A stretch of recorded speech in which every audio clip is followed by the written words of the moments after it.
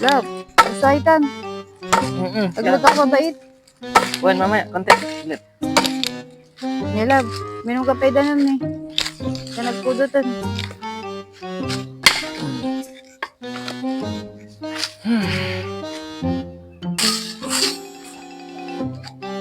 Kunin mo yung pamunasab.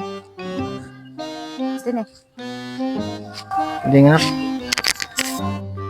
Kunin mo pa yung mga pinag-inuman mo dun. Oh.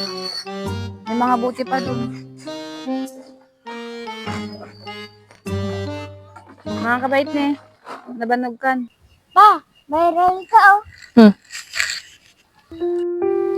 Isang lalaki ang nagpresentang maglinis dito sa bakuran namin. Kapalit ng 1 kilong bigas. Siya nga pala si Manong Baldo. Ito nga pala at nagpuputol siya ng kahoy para dami may panggatong sila.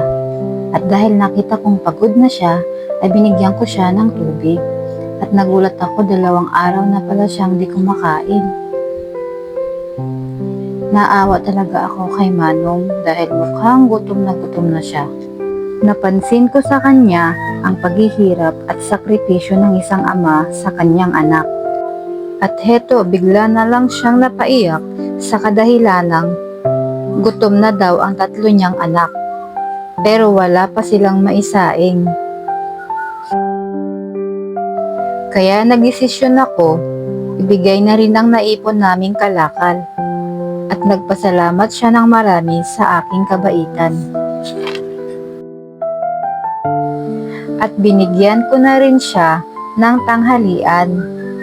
Ngunit sabi niya ay iuuwi na lang daw niya para sa mga anak niya dahil alam niyang gutom na ito.